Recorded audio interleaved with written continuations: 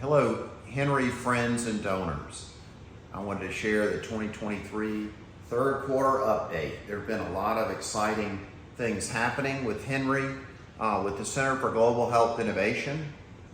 We have stepped alongside to help with their grant writing activities. It's been challenging and I've been disappointed. We were not able to get the city, state, or county to step forward in our efforts to recruit ARPA-H, the Advanced Research Project Agency for Healthcare, which would have been a $2.5 billion initial investment by a new federal agency. The executive director did her undergrad and PhD at Georgia Tech. Unfortunately, Dallas and Chicago put up several $100 million each and just absolutely blew us out of the water. We had our entire congressional delegation behind us, and I went to Georgia Tech, and I love Georgia Tech, but I've also been very disappointed. We had a grant, an SF grant, that would have been $25 million to Georgia Tech, and another grant that would have been $4 million to Georgia Tech, and we have not been able to get anyone to step forward in partnership within Georgia Tech, which has been disappointing. But I guess, 25, 30 million, I guess, is pocket change for Georgia Tech. I don't know why they're not interested, but I've been amazed in my time here in Georgia since 2004 in the lack of vision.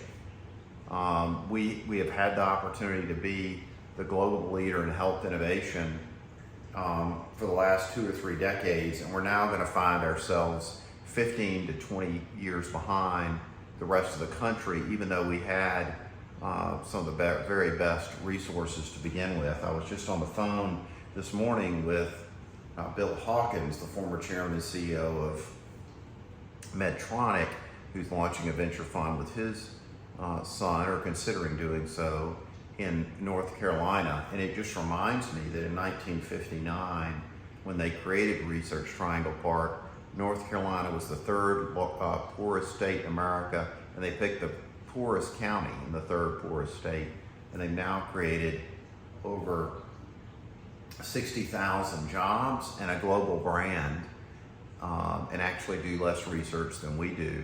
But they really had a vision, and they came together as a community.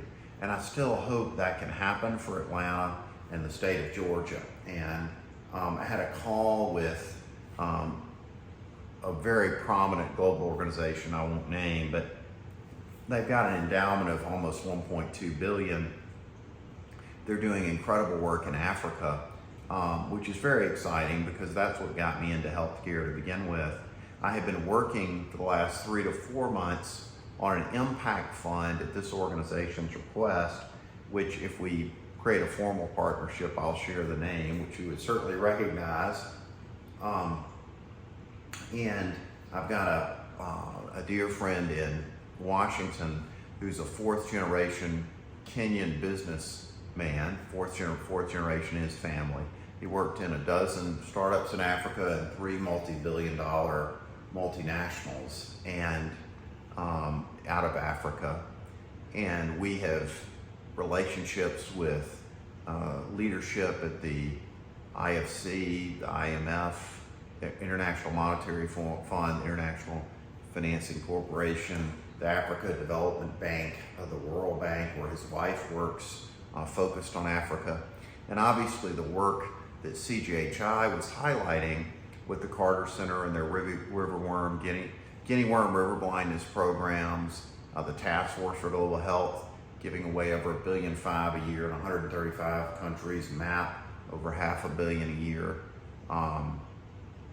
with CARE USA being headquartered here, obviously the CDC Foundation, the American Cancer Society. We have a unique ecosystem, and we're a leader nationally and globally in health IT, in logistics and movie film production. We've got, with our ports, transportation infrastructure, obviously part of logistics, we've got an incredible advantage and opportunity. Years ago, Andrew Young approached the Google founders. He went to Howard, and they created a $50 million innovation and training center on the Google campus with Howard to train future African leaders in technology. And I've approached the Morehouse School of Medicine to take graduates from that program and train them in health tech in partnership with Oxford, the Creative Destruction Lab at Oxford. We had reached out to Georgia Tech, but unfortunately they did not seem real excited about that initiative through CDL, the approach through CDL. But I think Oxford is the right partner because they've been wanting to do an impact fund for the last 15 years. I've done multiple programs at Oxford, and we are going to be so excited to partner with Georgia Tech, but I understand that's not their passion or focus at the moment. But Oxford with the Rhodes Scholar Program is incredibly exciting. We also have made an approach to Andrew Young and some of my friends to sit down with some Silicon Valley leaders, including the Google founders, to see if we can partner on the Morehouse School of Medicine. In fact, I got a call from the CEO of an extremely large West Coast foundation yesterday, and we'll be exploring it with them and their network in Silicon Valley. So I'm excited to see where that goes. My brother, as part of his efforts with the Green Trust Partners, one of their potential future projects would be a $1.2 billion, 350 acre health innovation campus next to the Atlanta airport with a Jack Nicklaus golf course. Rowan has done something similar on 2,000 acres here in Atlanta. And we just need to raise up the right group and get people rowing in the same direction. So I think for the summer, I'm going to be talking to our major global health institutions in Atlanta. I've talked to a professor at HINRI, Dirk Schroeder, who did his undergrad at Stanford, his master's and PhD in impact investing at Johns Hopkins, his postdoc at Cornell. He hosted a summit for 45 startups in Cairo this summer. I know when I talk, people, it's hard sort of to track what we're doing with HINRI. The best way to think about us is a charitable fund of funds. We've done over 65 projects, programs, and initiatives now in almost 120 countries around the world. But my heart, what got me into health innovation in Silicon Valley in the early 2000s was Africa. I had just come back from working in a AIDS hospital in 1999, right before I moved to the Valley, and I was just forever changed. So I'm excited to see where these conversations go. We've got some Silicon Valley partners that mentor Christian CEOs that we're in conversations with, some Christian organizations that are having a summit of 45 to 50 Christian billionaires in Singapore, where we may get the opportunity to engage with them. We have also been approached by a group of leaders in the World Evangelical Alliance, which represents over 600 million evangelicals, all of the Orthodox denominations, and the Catholic Church about impact investing in Africa.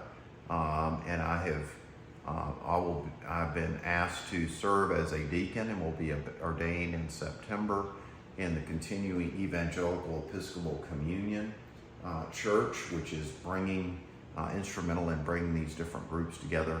The number 2 for their organization is a dear friend who I've worked with for over a dozen years, Dr. R.J. Gosselin. Fascinating guy with 2 PhDs, former Marine, 9th degree handed Schizo-Do, was an emissary for Pope Francis. And this group initially approached me about 4 months ago to pull together this effort. And it was right on the tail of our work with CJHI for almost 18 months. And the AT&T tower, as has been stated publicly that Carl Icahn owns, we're not going to move forward on that location. And HINRI has stepped forward to partner with them on grant making and other activities. So I'd be very grateful for your prayers for that effort. I had a beautiful time in prayer last night about that, and I just felt God's favor and blessing on this effort, and he has opened one door after another in this area. I had a conversation this morning with someone who may be interested in doing a $10 million lead investment on what would be a $250 to $300 million fund. So we'll see if we're successful there. I will be getting surgery. I believe I've got pre-op on the 25th of July at the Mayo Clinic. The 26th, they're going to do surgery if they decide to move forward on the 25th, and then post-op on the 27th. So I would appreciate your prayers. As always, please share your prayer requests with us. We're praying every Friday from 5 to 6 p.m. We have been for over 5 years with our intercessory prayer team for revival in Atlanta. And I would love to receive any prayer requests from any of our friends and HINRI family. And please text me or call me and let me know of any prayer requests. And I want to thank you for your love and support, your friendship. It's been a wonderful journey, and I'm excited about the next chapter. Thank you for making everything we've done possible through your kindness, generosity, and friendship. Take good care.